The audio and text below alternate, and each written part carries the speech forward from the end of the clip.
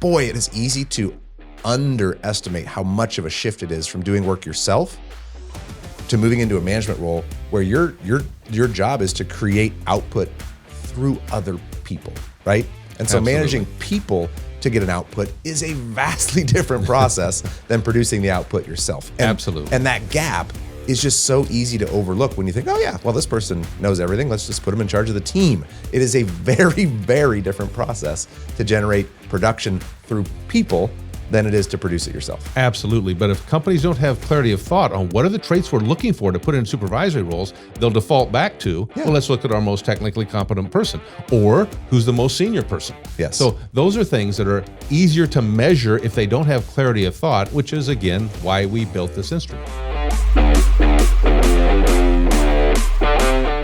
Welcome to the BetterCulture podcast, where we make the clear connection between better culture and better business. This podcast is for leaders who want to build stronger teams, drive thriving companies, and enjoy your leadership role along the way. Now here's your host, Brett Hoogeveen, a leadership and culture aficionado, keynote speaker, and co-founder of BetterCulture. Hello and welcome back to the BetterCulture podcast. Happy Tuesday when these episodes come out. I'm excited, Brett Hoogeveen here, to have my father and BetterCulture co-founder, Dr. Kim Hoogeveen, back as a special guest on this episode, where we're going to talk about a topic that is really important for organizational health, for culture, and that's really, how do you get the right supervisors? And we're going to go a little deeper into that. But hey, Kim, welcome back. Glad to be here. I'm glad to be one of the recurring guests on the podcast. Always fun, Brett. Absolutely. Well, this is a topic that, as listeners know, Kim has an immense background in the leadership and culture space, and some of the work that he in particular, but our broader BetterCulture team that we get into on a regular basis is doing either consulting or coaching with organizations who are trying to improve their culture and upskill their leaders.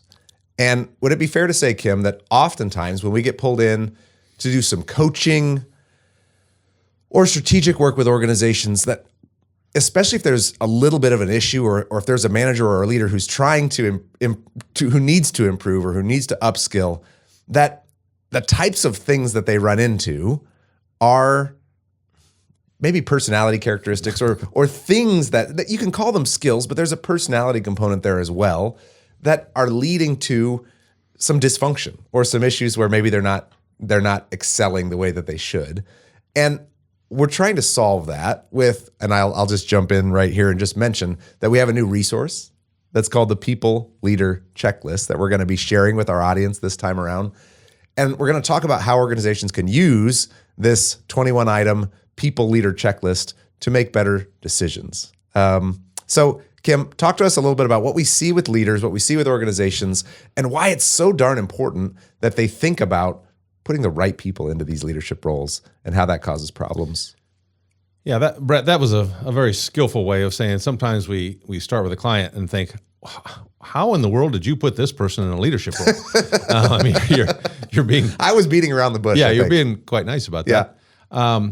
And, you know, I'm a big believer that if you want leadership to be effective, and particularly at that frontline level where the rubber really meets the road in terms of culture, you've got to train those leaders well. And I do believe with the right training built on what we call first principles, making sure your leaders know how to always pursue excellence, have a commitment to the success of their employees, absolutely always building pride in their employees, holding people to high standards, dealing with conflict effectively, making decisions in a way that people will feel enthused about where the company's going and where their team's going. If you want to do all that, you have to train them how to actually bring that to life. But there's a stage before that. And the truth is, I think with good training, you can move anybody up in terms of leadership skills. But I'll tell you, Brett, it is so much easier to take somebody who's naturally inclined, has the traits to be an effective leader, say they're a 6 on a 10-point, and move them up to an 8 or a 9 is incredibly easier than taking somebody that actually is not very predisposed to be an outstanding leader. Let's say they're a 2 or a 3, and we can work like heck to try to get them up to a 5. Yeah. So if you start with the right people, it's so much easier to train them well. So that's really what was the impetus for us to say, what could we do to develop a resource for our clients that they could identify more quickly people with really outstanding leadership potential, supervisory potential? Yeah, we often say, and you alluded to that in the intro, that if you want to have a great culture, you've got to have great leaders in the organization, right? And there's really only two major steps to having great leaders in an organization. Number one is pick the right people in the first place. And number two is train them well, right? It really is no more complicated than that, but apparently that's pretty difficult to do because we don't find that often being done. Even in some of our good clients, we have to prod them a little bit to, are we training these people well? And back up, do you have some criteria other than just sort of your gut instinct or they're really technically talented before you decide who to promote? So in a lot of our episodes, we spend a fair amount of time talking about that second piece, the training. Train them well, what can leaders do, skills, etc. Today, we're going to back up and we're going to say, whoa. Before we start talking about that, let's say, what could we do to get the right people in management positions in the first place, okay? And so before we go deeper into this conversation, I'm not going to tease this resource until the end of the episode. I'll mention it there as well, but I want anyone listening to know that we have a 100% free resource. It is, how many pages is this thing? We printed out versions 18, to bring here. I think. 18 pages. Well, that's before the actual checklist. So once you include the checklist, it's probably 20 plus pages of exactly what any organization can use to help you select the right people. And then we're going to talk about maybe 4 ways you could use this checklist. But if you want to just go find it, it is at betterculture.com/the people leader checklist. Just put a little hyphen in between all those words. So the hyphen people hyphen, et cetera, et cetera. Or you can just Google the people leader checklist with Better Culture's name and you will find it right away. Download this thing, use this thing. It's an amazing resource. And today we're just going to be talking about why we created it and how people can use it to create better, healthier teams and cultures. Any comments on that?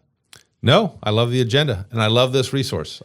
Okay, so we covered a bit of this, but let's talk a little bit about just where did this come from? Why did we create this resource? Why have we been using a little bit of a different version of this over the last 10 years as we work and consult with clients and organizations to help them improve the workplace? So talk a little bit about just why did we create this resource?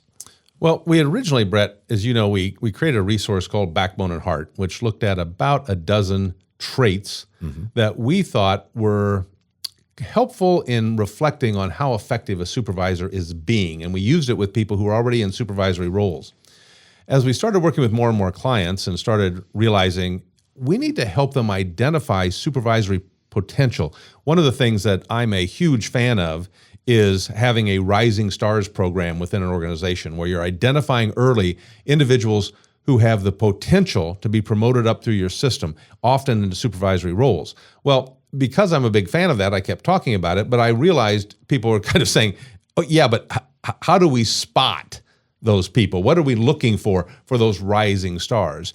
And that combined with, instead of doing an instrument like Backbone and Heart, which was to use with people that were already supervising, what if we did just what you said, back up and say, what could we give our clients to help identify that potential earlier?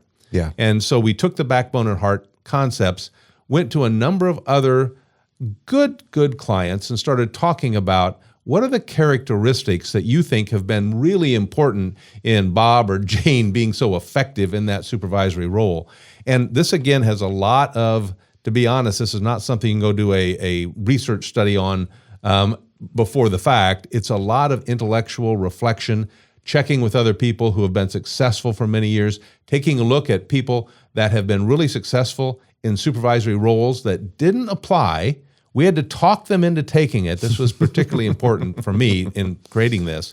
And then looking back at how many of these characteristics were there. Yeah. And give our clients something that instead of gut instinct, you actually have a checklist that you can go down and take a look at in terms of where you might have someone that is a oftentimes hidden gem. Yeah. So if you're an individual leader that's listening, there'll be some insight later on in the podcast we'll be able to share about how you might use this tool just for your own reflection and development. I want to just mention that and hope that we come back to it. But I guess I want to ask a more strategic organizational level question, which is, when companies are promoting the wrong people into leadership roles, what's the consequence of that? What's the impact of that? What are the negative downsides? Why is this so darn important that we all get better at selecting the right supervisors in the first place? So you have any thoughts on that? I'll share a few as well. Yeah, I'll give you a couple and then you can take over.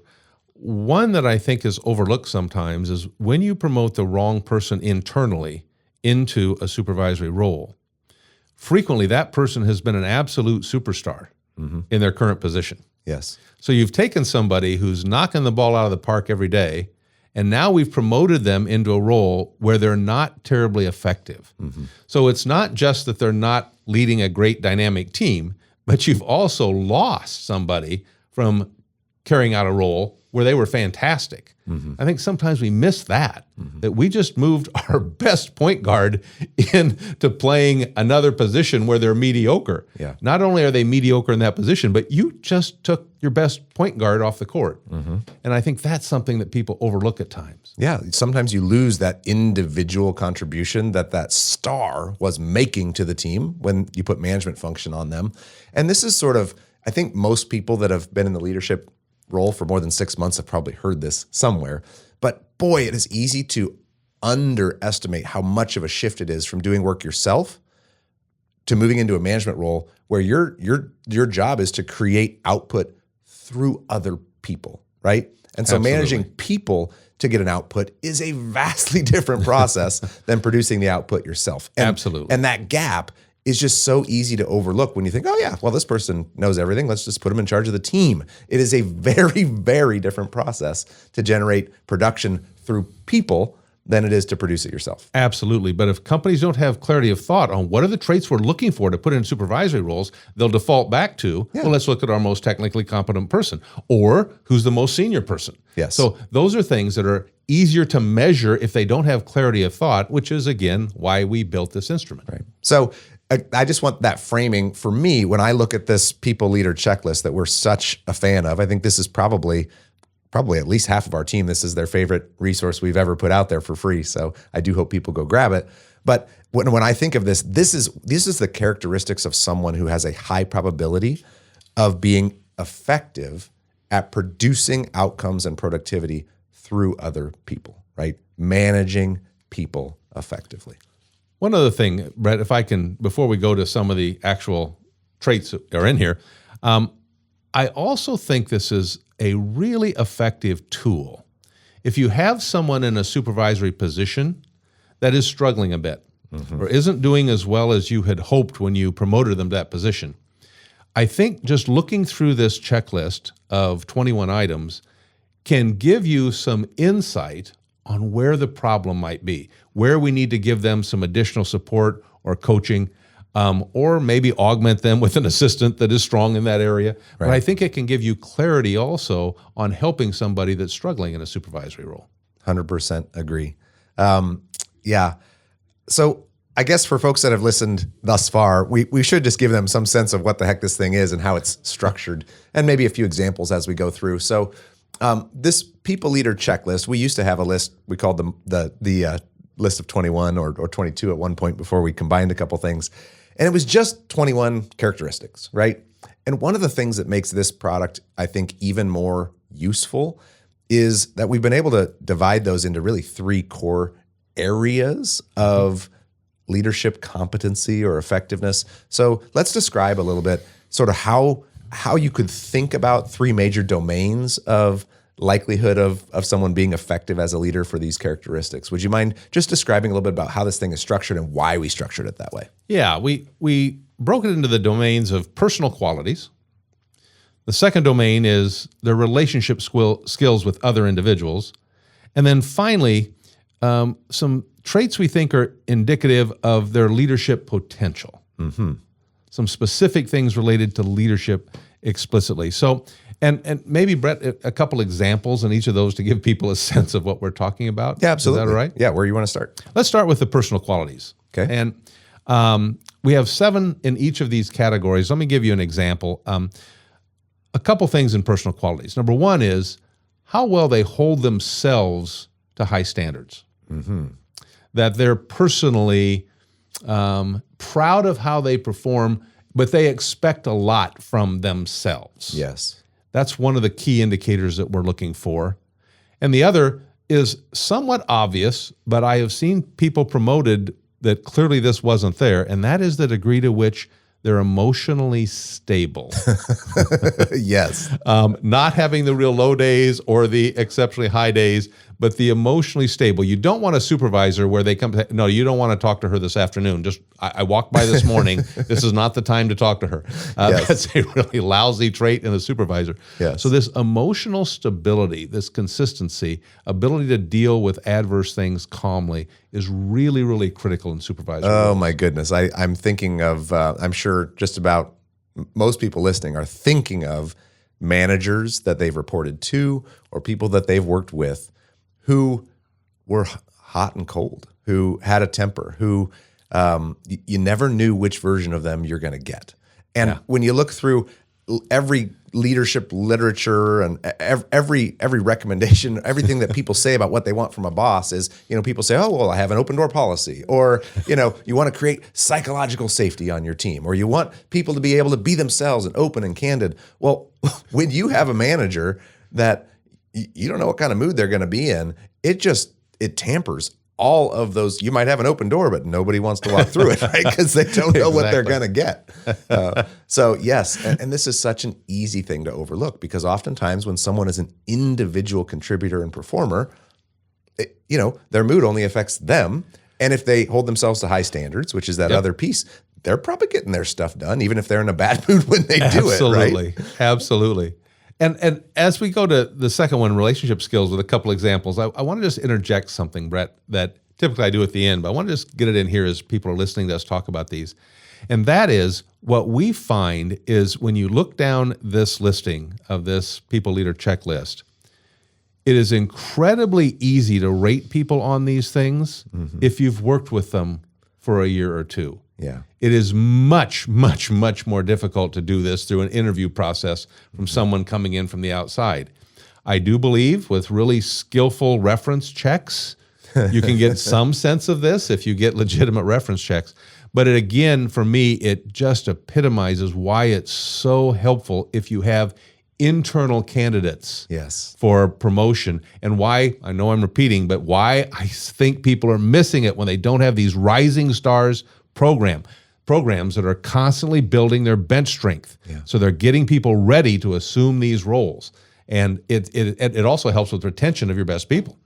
Sure. So that's just a passing comment, that as you hear these next two or three things we explain are part of the checklist, think how difficult it would be to assess this in an interview, but how clearly you would know it if you've worked with someone for a year. Sure. Okay. So the first category here of 3 categories, each of which has 7. I did check the math while you were talking. That does add up to 21. So our story checks out so far. But that first category was personal qualities. And for those of you that are listening or watching, I want you to just imagine, heck, if you're watching, I'll hold this up right here, right? But there are 3 options that you can check for either yourselves or others that you're evaluating. Is Actually, 4. Yeah, well, I'll get to the last one, but it's either, are they weak in this area? Are they neutral, essentially? Or are they strong? And then there is a 4th box that says, I don't know, unknown, right? Right. And if you had an external candidate, a lot of unknowns that you're hiring in for a leadership position, I don't care how good of a behavioral interviewer you are or how skilled you are, there's a lot of unknowns on these types of characteristics, right? Yes. And so that really speaks to some of that value you're talking about, right? So I want folks to just be thinking about this. Okay, it's that simple. Can you rate somebody weak, neutral, strong, or unknown when we're making promotion to leadership position decisions? All right, let's dive into the second area, which is relationship skills. Relationship skills. What do we mean by that? So I can imagine relationship skills essentially is, how do they do dealing with other people? What types of relationships do they create? Their communication styles, et cetera. What's under that category? Let's share 1 or 2. Well, I love this category, so it's hard for me to pick 1 or 2 out of here. I'll pick a couple of the more dramatic ones, perhaps. Number 1 is, to what degree are they genuinely, personally empathetic to the needs and stresses of others? Sure. How well do they read that individual when they need to slow down and actually give them some time and attention? So the ability to recognize it and to show genuine empathy is a wonderful trait in any supervisor. Right. Now, I know you also believe empathy can be overdone by certain, that it's important we hold people to expectations, et cetera. But just imagine that you're working for someone, your manager, your boss, and the question is, does whether or not you feel like they actually care about you, does that impact the way you feel about your job, your performance, how likely you are to stay, how likely you are to give your best effort? And overwhelmingly, the answer to that is yes, right? If I feel like my manager cares about me, then that makes a big difference in my level of engagement, performance, loyalty, etc. And every time that I ask someone to name a mentor that they've had in their professional life, it almost always starts with some type of a conversation that says they slowed down, they cared about me, they were invested in me, etc. And I think there's got to be a component of empathy in there, I think, to make that type of a manager. It's the opposite of they're just butts in the seat. Yeah. Okay. No, they're actually human beings. My good employees sometimes will have things that rock their lives outside of work. A good supervisor will have an antenna for when, instead of just, hey, how are you? To say, no, that's a real question, Brett. Yeah. How are you today? What's going on? Sure. And it's a quality I think you can sense. Some people have it and other people simply don't. This is one of the hardest things to coach or train. This is one of the more, they either have this trait or they tend not to have this trait. Several of these other things we can work with on coaching. It's hard to coach empathy, although we can really shove things at them, this is a really good thing to remember. Always empathy before advice when it's a personal situation with your employee. But it is something that I think is a real harbinger of someone who could be a great supervisor. Love it. Let's share one more in the relationship skills section. This is one that I personally feel strongly about, and it's, are they highly responsive to the needs of others? In other words, are they willing to put the needs of others in front of what they have to do right now? I had a graduate professor who was a brilliant guy. But at the time I was driving and I had 2 kids at home and I had a ton to do and I needed just 5 minutes of his time. But he had every day from 1 to 3 was his reading time. Mm-hmm. And it didn't make any difference. If I only needed 3 minutes of his time and it was 12:45, I was going to have to sit there in Lincoln until 3 o'clock because he wasn't going to see it till after 3 o'clock, because 1 to 3, that's his reading time. Right. Now, he was a brilliant professor. He would have been the worst supervisor on God's earth. This is a perfect example of somebody who absolutely put his needs in front of anybody else's needs. Yeah. Good supervisors don't do that, because so many times in a supervisory role, all they need is a brief bit of your time for them to be able to move ahead. Sure. And you need to be responsive to the needs of others and frequently over your own desires. Yeah. And I think that really speaks to one of the framing that we started with in this episode, which is there's a big difference between producing something yourself and producing through others. If your job is to produce through others, well, you better be available and responsive when they need something. Otherwise, you're impairing their ability to be effective, right? If we want to be as effective as possible at getting an output through others, better be responsive. That's really good. And available. That's really good. So. And sometimes, Brett, when we promote our most talented person, well, the reason they're so talented and so productive is because they're so focused on getting work done. Right. But they don't really necessarily, they're actually bothered by other people interrupting them when they're producing so much. Yes. I think that is 100% true. And you better listen to that one. That's what we just covered there is really an important distinction in what is going to drive you nuts if you produce or if you promote that focused high performer into a management role and then they make themselves unavailable. Some of the best supervisors that I've worked with were not the most capable person in the department, but they were one whale of a great supervisor. People loved working for them. I love that. Okay, last section. We've covered 2 out of the 3. What's the last major section? Last major section we call leadership potential, and that includes, I'll give just, again, 2 quick examples, Brett. One is the degree to which they recognize and appreciate and even celebrate the talent of others. They get excited about getting the opportunity to work with other great talented people. Yes. If you're not excited about people and people's abilities, people's potential, when people feel, when you can just see someone is growing, succeeding, et cetera. If you're not excited about that, well, guess what? You're probably not going to be a great manager of people, right? This ties to the empathy. It ties to some of the other things that we've talked about, right? I 100% agree and see this one. In school districts, earlier in my life as a school psychologist, but I'd watch principals. And the principals I always thought I would love to work for are the ones that always fought to get the best teachers in their building. Mm-hmm. And they would eagerly go down and they would say, no, I'll stay and do all the interviews, because they always wanted to fight for getting the best teachers. And then they walked around bragging all the time about how great their various teachers were. Yeah. That's the kind of supervisor I think that builds a great team and great success. Okay. Give us one more in this last section. This one may seem obvious, but I would look for people, particularly when promoting from internally, I would look for people who exude pride in our company. You know, we believe, Brett, that pride is actually the strongest long-term motivator for employees, but it's very difficult to engender pride in a team or a group if the leader doesn't reflect that right from the top about how unique we are, how terrific we are, how lucky we are to be in this company. So people that exude pride in the company are often somebody I would look for a supervisory role. What a great piece of advice, and something that I know is never said out loud by 97% of decisions about promoting people into leadership roles, right? Correct. Ask yourself the question, are they really proud of what we do here? Do they exude a sense of pride about the organization, our mission, our impact, our products, you fill in the blank. Lots of things you can be proud of. But if they don't have that in spades, I would second guess whether or not that person is the right fit for a leadership role. And on this last one, I kind of combine two that are similar, because part of being proud of the company is also recognizing and being proud and kind of a PR agent for the talent of the people on your team. Absolutely. And those two tend to come together, but boy, it's a powerful combination when you have that in a supervisor. Yeah. Those are some great examples of that third category on the people leader checklist, which is all about leadership potential, just your natural leadership ability and potential.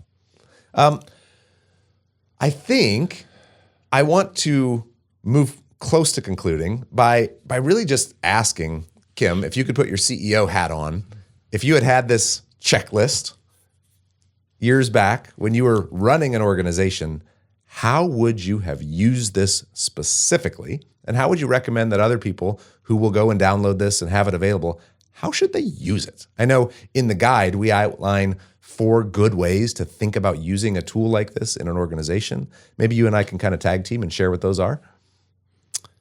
Yeah. You know, Brett, you do a really nice job of making sure we don't prepare for these podcasts. We just, nope, we're just going to come in and chat. But you did ask me to reflect a little bit on, over my career as CEO, promoting people and how I did it and what I used. Yeah. And that went into building this instrument. But one of the things that struck me, and I probably was involved in somewhere between 400 and 500 promotions during my time as CEO that I had a hand in and influence on who we were going to move up or move into a spot. And I realized last night, I was just reflecting on a couple of the remarkable people. I've always used the rule that if I wouldn't want to work for them, that gut feel, don't put them there.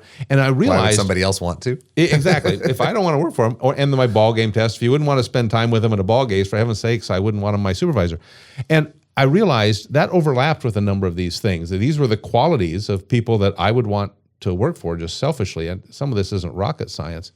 But I did think of 2 specific people that to this day are 2 of the finest supervisors I've ever seen. And I would so not only would I want to work for them, I'd love my kids to be able to work for them. Mm-hmm. And I thought of these 2 people, and both of them, Brett, we had to go talk into considering the role. We had to recruit. They were already worked for us. They were never, ever, but I never want to lead people. I don't want to be a supervisor. I don't want to lead people. They didn't think they wanted to be a supervisor. They didn't not apply for open positions. Good Lord, not. No. But I realized what we saw was a lot of these characteristics. We didn't have as formal a thought as we now have with BetterCulture. But they finally agreed to take the role on. And the interesting thing is they're both still in a supervisory leadership role. They now both love it. And they're both exceptional at it. And I know I'm repeating, but this importance of looking at these qualities and not just now applying that to who went in and filled out the application, but who do you have within your system that exemplifies many of these things? I would really encourage you to maybe take the time to encourage them to step up and supervise. 100% agree, and I appreciate the story. And so that's really the first major use for this tool is to help organizations evaluate leadership potential and to see it more clearly, right? To rate those emerging leaders or to do some type of an assessment or evaluation of who might we have right under our noses that could be a fantastic leader, right? So what would be another use? Number two, I think obviously when it's time to promote somebody. So not just looking for potential, but hey, we have a position open right now, and before we make a decision between these three candidates, let's run this, right? Let's double check ourselves. Let's check our intuition a bit, right? And so in the exact moment when you're making a promotion decision, especially an internal decision, use this checklist. Put the person's name, duplicate a copy, put their name on it, check the boxes, and just make sure that you've thought this all the way through on whether or not you're promoting the right person. And I think if you'll do that, Brett, I think what might be really hazy to you between these three people, I think all of a sudden it may become more clear to you, this is the way we want to go. A lot of times organizations aren't really looking at any specific, they have conversations potentially between a few folks who are making the promotion decision, but they don't really have any schema that they're using to make that decision. And this can help you do that, right? So use it.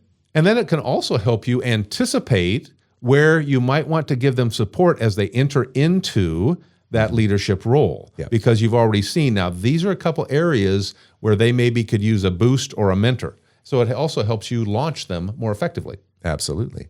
The third area would be when you're making an external hire, right?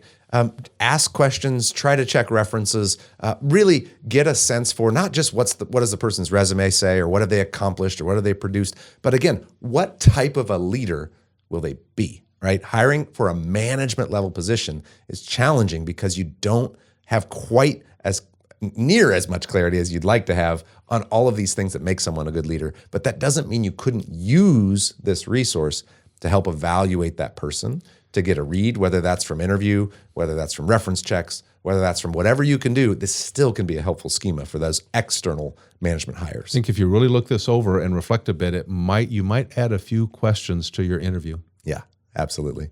And then the last of four ways that I think we would use this is for coaching and development, right?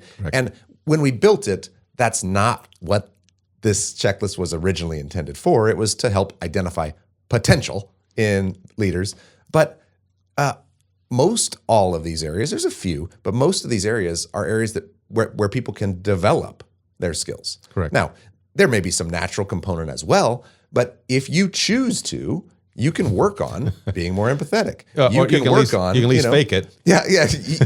You can work on being more available to your people. Correct. You can work on almost everything on this list could also be used in a coaching context, in a development context, in a mentoring context, in a self-help context. If you're an individual leader that's listening, download the checklist just for yourself. Rate yourself and pick a few areas where you go, ooh, never thought about that before, right? And it can help you develop and be more effective. Yeah, we haven't yet found anybody that's strong on all 21 of these. There's always, in fact, the best leaders are constantly looking for where could I improve? Where could I get even better in terms of leading my team?